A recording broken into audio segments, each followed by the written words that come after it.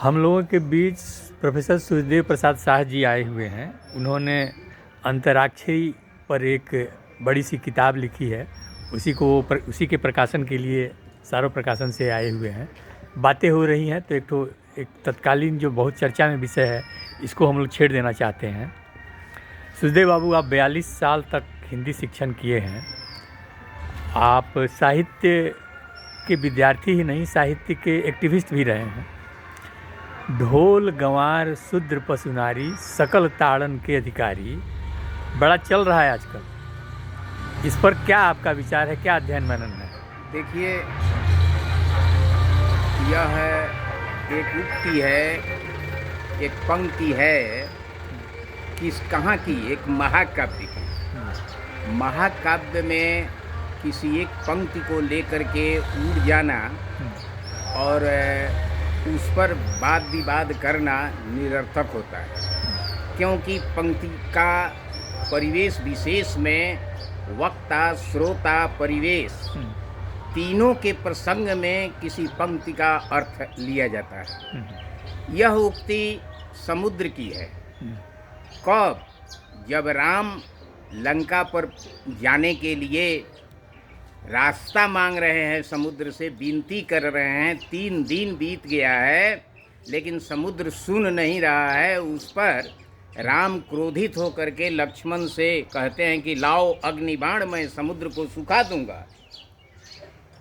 ज्यों ही यह बात कहते हैं, समुद्र हाथ जोड़ करके प्रकट हो जाता है और भगवान राम से प्रार्थना करने लगता है, माफ़ी मांगने लगता है और कहता है कि मैं तो जड़ हूँ भाई, हमारी समझ ही कितनी है। और इसी प्रसंग में वह कहता है कि ढोल गंवार शूद्र पशु नारी ये सब ताड़न के अधिकारी। अर्थात यह समुद्र का कथन है। समुद्र का कथन है। समुद्र जड़ है। जी जी। इसलिए वह 3 दिनों तक राम की बात अनसुनी करता रहा। जी। एक हंसने वाली बात मैं कह देता हूँ 1 मिनट में, प्रसंगेतर, कि कैसे शूद्र जो हैं या जड़ व्यक्ति सुनता नहीं है। एक बी सेमिनरी हाई स्कूल है छपरे में, उसमें विशेश्वर बाबू हेडमास्टर हुआ करते थे और एक ददन नाम का वहाँ प्यून था। तो उसको जब वो पुकारते थे तो कहते कि ददन बेटा कहाँ हो? वो नहीं बोलता था। तब कहते थे कि ददना रे, तब भी नहीं बोलता था। तब गाली देने लगते थे, तब वो जाता था ददन उनके पास। तो कहने का मतलब कि जड़ बुद्धि जिसकी है वह दंड का अधिकारी होता है। यहाँ ढोल गंवार शूद्र पशु और नारी की चर्चा की गई है। तुलसीदास की ही यह पंक्ति है। तुलसीदास ने कहलाया है समुद्र से, यह माना हमने। लेकिन इसी एक पंक्ति के आधार पर नारी के प्रति, शूद्र के प्रति, गंवार के प्रति यह विचार बना लेना दिमाग में कि तुलसीदास इसके विरोधी थे, ये नहीं होना चाहिए। महाकाव्य में जैसे नारी के प्रसंग में एक कहूँ मैं, नारियों को जितनी महानता, जितना आदर तुलसीदास ने दिया है उतना मध्यकालीन किसी संत ने नहीं दिया है। आपको उदाहरण मैं दे रहा हूँ आपके सामने कि यहाँ तो ताड़न के अधिकारी कह दिया, लेकिन जरा पार्वती की ओर चलिए। पार्वती जी तपस्या करने के लिए हठ करती हैं, शिव से विवाह करने के लिए, उसमें उनको सफलता भी मिलती है। माँ बाप को प्रसन्नता होती है बेटी को यदि मनचाहा वर मिल जाए। विवाह हो भी गया, अब विदाई का समय है। मैना रो रही हैं और क्या कह रही हैं कि कतविधि सृजी नारी जगमाही, पराधीन सपनेहु सुख नाही। अब जरा यहाँ नारी के प्रति तुलसी का विचार तो देखिए कि आज से 500 वर्ष पहले नारी की पराधीनता के दर्द को तुलसीदास ने कैसे समझा था। तो कौन सा विचार आप तुलसी का मानेंगे? ताड़न का अधिकारी मानेंगे या पराधीनता के दर्द को आज से 500 वर्ष पहले महसूस करने वाले महाकवि को किस कोटि में आप रखेंगे? वो धूत कहूँ अवधूत कहूँ, ये क्या प्रसंग है? यह प्रसंग है, वो कविता क्या है जरा बता दो। हाँ, तुलसीदास का विरोध हाँ, जितना ब्राह्मणों ने किया उनके जीवन काल में, उतना दूसरे किसी ने नहीं किया। इसका कारण था कि तुलसी ने आम जनता की जिह्वा पर जो भाषा फिसल रही थी, उस भाषा में अपनी रचना वो कर रहे थे। संस्कृत पर आधिपत्य था ब्राह्मणों का, और ब्राह्मणों ने सोचा कि यह तो हमारी पूछ ही खत्म कर देगा, हमारा महत्व ही खत्म कर देगा, क्योंकि आम जनता की भाषा में यह लिख रहा है। इसीलिए उनका विरोध किया, और उन पर जैसे खोराहा खदेड़ा जाता है, वैसे ही ब्राह्मणों ने उनका विरोध किया। और बचाने वाले कौन थे तुलसीदास को? बचाने वाले वही कोल भील शूद्र सब थे, और सबों ने मिल करके, यादव थे, कोल भील थे, मलाह थे, शूद्र जाति में वैश्य जाति के लोगों ने उनको ये बचाया, रक्षक थे उनके। ऐसी स्थिति में ही उब करके उन्होंने कहा कि धूत कहों अवधूत कहों रजपूत कहों जुलाहा कहों को। कोई उनको धूर्त कहता था, कोई औघड़ कहता था, कोई जोलाहा कहता था, कोई रजपूत कहता था। इस तरह से उनकी खिल्ली उड़ाने का प्रयास किया गया आम जनता में। और इसी प्रसंग में तुलसी बाबा खींच करके कहते हैं कि धूत कहों अवधूत कहों रजपूत कहों जुलाहा कहों को। काहू की बेटी सो बेटा न ब्याहब, काहू की बेटी सो बेटा न ब्याहब, काहू की जात बिगाड़ब न सोहू।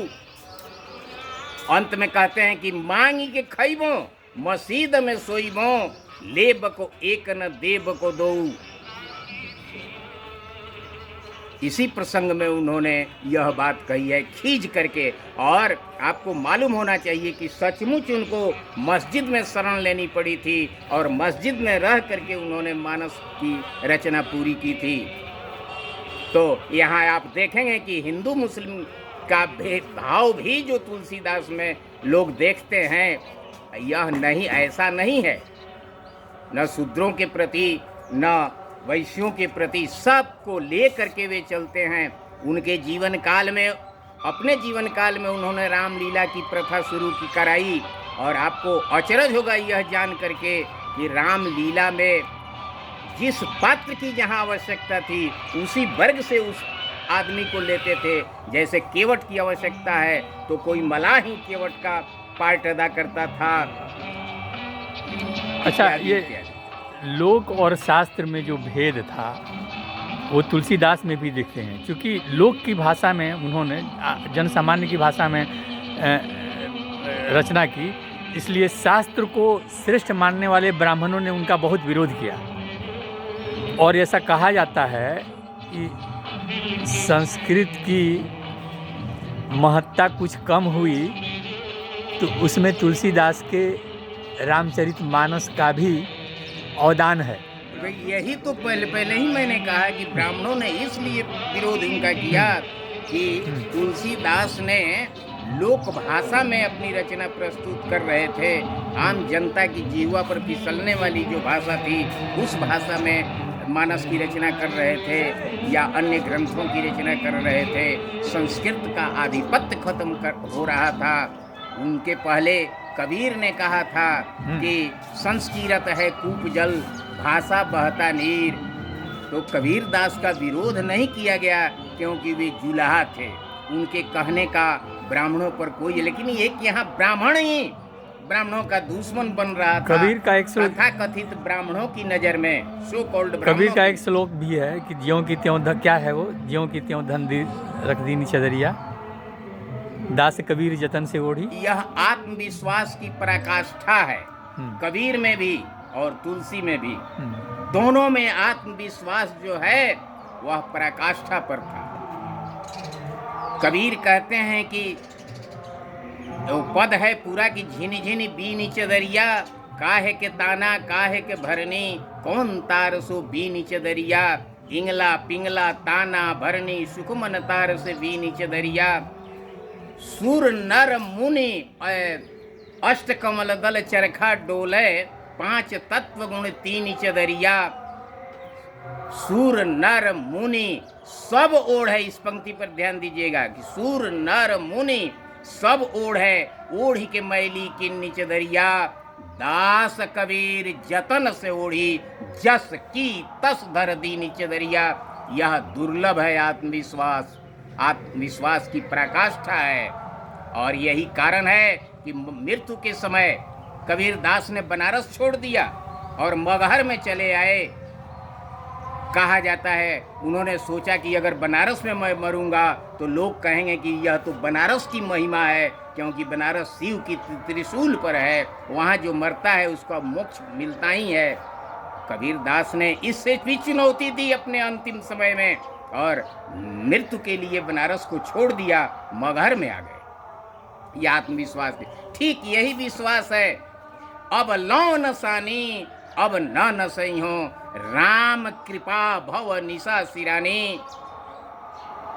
राम कृपा भव निशा सिरानी, पायो नाम चारु चिंतामणि। अब न खसई हो, अब इसको मैं खिसकने नहीं दूंगा, फिसलने नहीं दूंगा। यह आत्मविश्वास की पराकाष्ठा है। मतलब तुलसीदास को महाकाव्य के संपूर्ण संदर्भों से, पात्र परिस्थिति से काट कर अलग व्याख्या की जा रही है। तुलसीदास एक विद्रोही कवि थे, आपका ये कहना है? निश्चित रूप से। और उन्होंने नारियों के दर्द को जितना समझा है, मध्यकालीन किसी कवि ने, इस एक पंक्ति पर केवल ध्यान दीजिए ना कि कतब विधि सृजी नारी जग माही, पराधीन सपने सुख नहीं। जरा नारियों की पराधीनता की कल्पना तो कीजिए कि आज से 500 वर्ष पहले मध्यकाल में तुलसी के अतिरिक्त किसी भी व्यक्ति ने यह महसूस नहीं किया कि पराधीनता का दर्द क्या होता है। और यह पराधीनता केवल सामाजिक ही नहीं, पारिवारिक ही नहीं, आर्थिक पराधीनता भी है, जुड़ी हुई है। पराधीनता हर चीज की होती है। और शूद्रों की जहाँ तक बात की जाती है कि शूद्रों के विरोधी थे, तो सबरी का जूठा बेर राम खा रहे हैं। क्या सबरी शूद्र नहीं है? जूठा बेर खा रहे हैं, जूठा बेर खा रहे हैं। और आपको मैं बताऊं, संसार द्वंदात्मक है। संसार में सारी चीजें हैं। खट्टा है तो मीठा भी है, तीता है तो नमकीन भी है, मीठा भी है, तरह तरह के स्वाद हैं। कभी आदमी को खट्टा खाने का मन करता है, कभी मीठा खाने का मन करता है, कभी नमकीन खाने का मन करता है, कभी तीता भी खाने का मन करता है ना। ठीक इसी तरह से जो अच्छी चीज़ें हैं, जरा वहाँ देखिए, अच्छी भी हैं बुरी भी हैं। नारी पात्रों में ही केवल देख लीजिए, क्या आप कैकेयी की प्रशंसा करेंगे या ताड़न का अधिकारी मानेंगे? सीता की प्रशंसा करेंगे कि ताड़न का अधिकारी मानेंगे? ये अच्छे पात्र और बुरे पात्र दोनों हैं। तो जो बुरे पात्र हैं उनकी निंदा होनी चाहिए, उन्हें दंड मिलना चाहिए, वो तो दंड के पात्र ही हैं। तो इसी तरह से वो चाहे शूद्र महिला हो चाहे द्विज महिला हो, दोनों में अच्छे और बुरे हो सकते हैं। कैकेयी तो द्विज ही थी ना जी, लेकिन उसका चरित्र कैसा दिख रहा है, मंथरा का चरित्र कैसा दिख रहा है, सबरी का चरित्र कैसा दिख रहा है। और राम सर्वदा नीचे गिरे हुए लोगों को, जो समाज की मुख्य धारा से कटे हुए लोग थे, कोल भील गंवार बंदर भालू जिसको आप कहते हैं, वे बंदर भालू गिद्ध नहीं थे, वे आदिवासी जातियां थीं। ये मुखौटा उनकी अलग अलग जमात थी और उस अलग अलग जमात में उन पहचान के लिए वे लोग मुखौटा लगाते थे। कोई गिद्ध का मुखौटा लगाता था, कोई बंदर का मुखौटा लगाता था, कोई भालू का मुखौटा लगाता था। आदिवासियों को आदिवासी समूह को मुख्य धारा में राम ने जोड़ा, सबको मनुष्य बनने की ट्रेनिंग दी, सबको अस्त्र शस्त्र की शिक्षा दी।